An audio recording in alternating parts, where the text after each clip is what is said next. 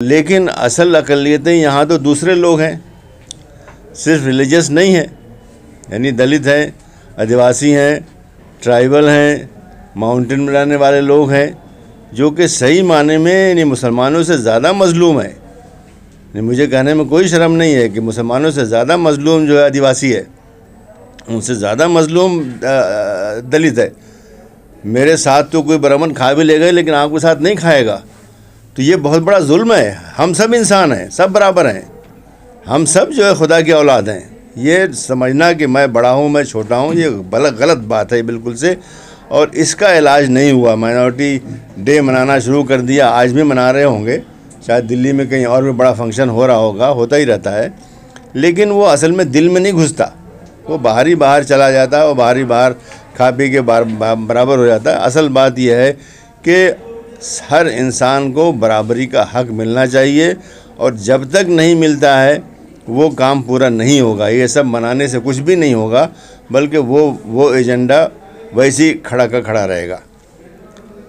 बहुत सी बातें आपने कही, मैं उसको समअप क्या करूं, लेकिन मेरे दिमाग में ये बात आती है कि दो बातें निकल कर के आई, भाई तेज सिंह ने भी कहा और आप लोगों ने, कि हम में यूनिटी नहीं है और हमने पॉलिटिकल एम्पावरमेंट हासिल नहीं किया। दो बातें हैं जिसको जो कि क्रक्स है सारे मसले का, जिसकी वजह से हम आगे नहीं बढ़ पा रहे हैं, हमको हक नहीं मिल रहा है, हम सर उठा के जी नहीं पा रहे हैं। लेकिन अब ये बातें बहुत दिन से चल रही हैं, ये कम से कम 75 साल से चल रही हैं। मेरा एक सोच है मेरी, मैं इसको बोलता रहा हूँ मैं, कि हर मसले के पीछे कोई सबब होती है। वो सबब यह है कि हम कुछ चीज़ों में पीछे हैं। दो चीज़ें सबसे बड़ी, एक तो एजुकेशन है, शिक्षा, उसमें हम पीछे हैं। अगर मैं सिर्फ मुस्लिम समाज की बात कहूँ तो 40 से 45, ये सरकारी आंकड़ा है, 40 से 45 लोग इलिटरेट हैं।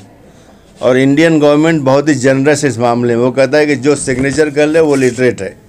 हालांकि सिग्नेचर करने से कोई लिटरेट नहीं बनता, तो वो भी नहीं है, बल्कि अंगूठा छाप है। और तकरीबन शायद यही बात हमारे दलित समाज में भी शायद होगी, यही बात हमारे आदिवासी समाज में भी होगी और दूसरों में भी होगी। तो हम जो है अब 75 साल तो हमने काफ़ी संघर्ष कर लिया, बोल लिया, लिख लिया, सब कुछ कर लिया।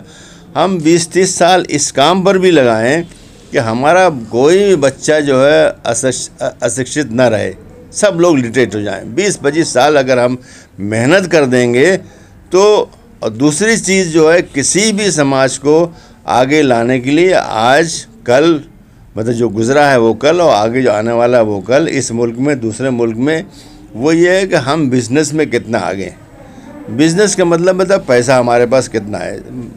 सैलरीड आदमी कितने भी कर ले, कुछ भी तनख्वाह मिल ले, वो कुछ खा पी के बराबर हो जाता है। बिज़नेस वाला जो है उसके लिए कुछ नहीं, उसके लिए वो लाख भी कमाता है, करोड़ भी कमाता है, अरब भी कमाता है, और उससे भी ज़्यादा भी कमाता है। तो हर समाज के अंदर ऐसे लोग काफ़ी होने चाहिए जो बिज़नेस में हो, काफ़ी पैसा हो, ताकि समाज की ज़रूरत में वो खर्च कर सकें। आज जो है दूसरे समाज में आप देखें, मैं नाम नहीं लूँगा, वो पैसा देने में कुछ भी उनको परेशानी नहीं होती। आप कोई भी थिंक टैंक्स हिंदुस्तान में 25-30 थिंक टैंक्स है, हर थिंक टैंक के ऊपर 50-60 करोड़ रुपए तो खर्च ही हो रहा है। ये कहाँ से पैसा आ रहा है? आवाम से आ रहा है, पब्लिक थोड़ी, इंडियन गवर्नमेंट थोड़ी दे रही है, पब्लिक दे रही है। तो हमारे समाज में ऐसा नहीं है। मैं मुस्लिम समाज को जानता हूँ, हमारे पास ऐसे लोग नहीं हैं जो कि 1 करोड़ भी दे दे। तो ये बात, दो बात पे अगर हम लोग 20-25 साल इस पे मेहनत कर लें कि भाई हमारे लोग पढ़ लिख लें ठीक से, और हमारे लोग बिज़नेस में ठीक से आ जाएं, सब तो नहीं आएंगे लेकिन अच्छा प्रोपोर्शन हमारा बिज़नेस में अच्छा आ जाए, तो ये सारे जो मसाइल हमारे दूर हो जाएंगे। बहरहाल अपनी जगह वो कायम है कि हमको बराबरी चाहिए, बराबरी के बगैर हम बराबर हैं। मैं नहीं समझता कि कोई ब्राह्मण या कोई शेख है, कोई पठान, कोई उसको कोई अलग से मिला हुआ, कुछ नहीं मिला। मैं पठान हूँ लेकिन मुझे कुछ भी फ़ख्र नहीं इसके ऊपर, कोई भी, बल्कि शर्म ही आती है कि मैं क्यों पठान हूँ। मैं तो एक आम इंसान ही होना चाहिए था। तो वो बराबरी भी आना चाहिए, संघर्ष जो है आपका जारी रहना चाहिए, वो सब जारी रहना चाहिए। लेकिन एक प्रैक्टिकल संघर्ष जो है वो एजुकेशन का और बिज़नेस का, ये भी अपने उसमें रखिए, ताकि हमारे काफ़ी लोग आएँ। और तभी जब हर आदमी पढ़ा लिखा हो जाएगा, उसको आप बेवकूफ़ नहीं बना सकते। अगर जो आदमी अनपढ़ है तो आप इसको दो बोल बोल के बेवकूफ़ बना देंगे उसको, इसलिए कि उसको अकल दिमाग इस्तेमाल करना नहीं आया। तो इन बातों पर भी अगर हम इस चीज़ों को डालें तो शायद मैं समझता हूँ कि जो हम करना चाहते हैं, वरना 75 साल गुजर गए, 100 साल भी होंगे, 150 साल भी होंगे, शायद हम वहीं पे रहेंगे। लेकिन हम अपने हर घर घर को अगर बदल लेंगे तो मैं समझता हूँ कि शायद जो है ये बात अपने आप ही हल हो जाएगी। आप किसी पढ़े लिखे आदमी को बेवकूफ़ बना ही नहीं सकते। वो तो अगर उसको बनना है तो अलग बात है, छोड़ दीजिए उसको, लेकिन पढ़े लिखे आदमी को नहीं मार सकते। तो इन बातों पर अगर गौर करें तो शायद जो है हम लोग काफ़ी आगे बढ़ेंगे। हमारी अगली नस्ल, कम से कम ये नस्ल तो बहरहाल तो गुजर ही गई है, मैं तो गुजर ही गया हूँ, मैं तो बोनस पे जी रहा हूँ मैं, लेकिन अगली जो नस्ल है वो हमारी ठीक हो जाएगी। कि जब यूनाइटेड नेशन ऑर्गेनाइजेशन आज के दिन को माइनॉरिटी और अक़लियत और अल्पसंख्यक के हुकूक़ और अधिकार के लिए मुकर्रर कर रही है कि आज के दिन, कम से कम आज के दिन इस पर डिस्कस हो, बहस मुबाहिसा हो और हम एक नतीजे तक पहुँच सकें किस तरह से माइनॉरिटी और अक़लियत के अधिकार को, हुकूक़ को, उनको किस तरह से लागू किया जाए और उनको हुकूक़ दिलवाए जाए। क्योंकि हक़ लिया नहीं जाता, छीना जाता है। हक़ और हक़ वालों से हकूक़ लिए जाते हैं, छीने जाते हैं, कोई आपको हक़ नहीं देगा। तो इस सिलसिले में सारी बातें लगभग आ चुकी हैं। मैं सिर्फ चंद बातें कहूँगा कि जब हुज़ूर पाक सल्लल्लाहु अलैहि वसल्लम मक्का मुकर्रमा के अंदर तशरीफ़ लाए थे, उस वक्त भी लगभग ऐसे ही हालात थे। इसीलिए अल्लाह ताला ने आप सल्लल्लाहु अलैहि वसल्लम के बारे फरमाया कि वमा अरसलनाका इल्ला रहमतल लिल आलमीन, के नबी पाक सल्लल्लाहु अलैहि वसल्लम हमने आपको तमाम जहान के लिए रहमत बनाकर भेजा है। यानी कि मर्सी, काइंडनेस और दयावान शख्स बनाकर भेजा है पूरे आलम के लिए। और इसीलिए आप सल्लल्लाहु अलैहि वसल्लम न सिर्फ इंसानों के लिए, लंबे लंबे बहुत सारे वाक़यात हैं किस तरह उन्होंने रहमदिली का मुज़ाहिरा किया कि जब फ़तेह मक्का का वक्त आया, कि जब आप सल्लल्लाहु अलैहि वसल्लम को हुक्म नहीं था कि आप किसी तरह से उनसे लड़ाई झगड़ा करें, बल्कि खामोशी से सारी चीज़ें देख रहे थे।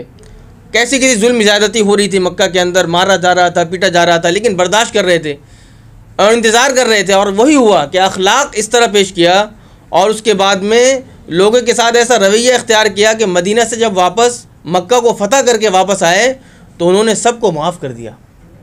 जुल्म का बदला नहीं लिया बल्कि माफ़ कर दिया, और माफ़ करने के नतीजे में जो लोग बुरे थे वो भी अच्छे हो गए। तो सबसे बड़ी बात यह है कि ये नहीं है कि बुराई करने वाले लोग ज़्यादा हैं या ज़्यादा ताकतवर हैं, बल्कि फ़ादर ने एक बात कही थी कि अच्छे लोग जिनको बुराई के लिए आवाज़ उठानी चाहिए वो आवाज़ नहीं उठा रहे हैं और उनकी तादाद बहुत ज़्यादा है। वो अपने आप को कमज़ोर समझ रहे हैं कि ज़िंदे आदमी की मदद की जाती है, मुर्दगी नहीं की जाती है। क्योंकि ज़िंदा में कम से कम ज़िंदगी का एहसास तो हो। जब तक बच्चा रोता नहीं है, माँ भी नहीं दूध पिलाती है, तो हम और आपको हुकूक कैसे मिल जाएंगे जब तक हम आवाज़ नहीं उठाएंगे। इसलिए अगर हम मुत्तहिद नहीं होंगे, मुत्तहिद होकर अपनी लड़ाई नहीं लड़ेंगे, तब जिस तरह उन्होंने बताया कि एक एक कर करके, जिस तरह उसे थप्पड़ मार के भगा दिया, एक एक करके निशाना लगाया जाएगा। और जिस तरह अंग्रेज़ों ने, इससे पहले हमारे सामने मिसालें मौजूद हैं, अंग्रेज़ों ने क्या किया, आज हम ये मसाइल झेल रहे हैं। अंग्रेज़ों के ज़माने में इससे बदतर हालात थे और वो डिवाइड एंड रूल के फार्मूले पर अमल कर रहे थे कि तोड़ो और हुकूमत करो।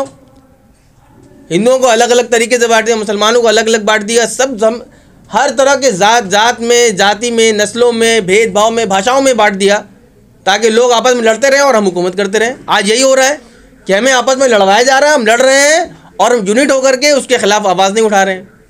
लेकिन जब हमने ये बात समझी, 200 साल और 100 साल गुजरते गुजरते हमने समझ लिया कि नहीं, सामने वाला हमें लड़ाकर हुकूमत कर रहा है और मुत्तहिद होकर आज़ादी के लिए लड़ाई लड़ी, तो आज वो दिन भी हमने देखा कि मुल्क आज़ाद हुआ और आज़ाद हिंदुस्तान में हम सांस ले रहे हैं। लेकिन जिस आज़ादी का हमने ख्वाब देखा था कि मुकम्मल आज़ादी, मुकम्मल जस्टिस और इंसाफ, वो हमें नहीं मिल सका।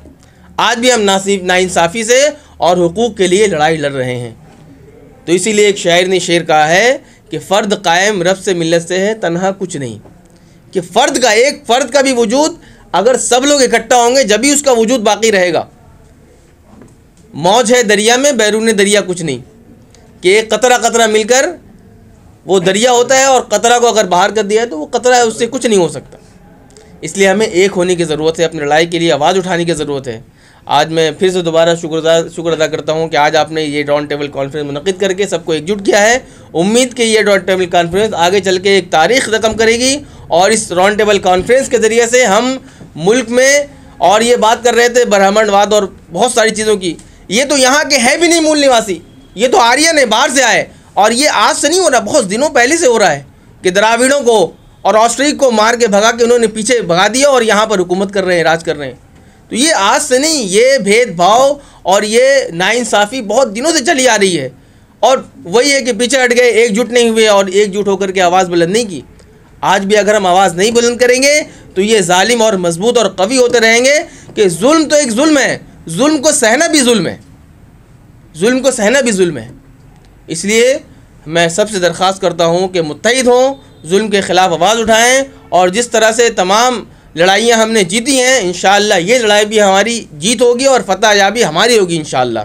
और मैं इस शेर के साथ अपनी बात ख़त्म करता हूँ कि भीगे हुए परों से परवाज़ करके देख, भीगे हुए परों से परवाज़ करके देख, अंजाम कुछ भी हो आगाज़ करके देख। वाखिर दावाना अल्हम्दुलिल्लाहि रब्बिल आलमीन।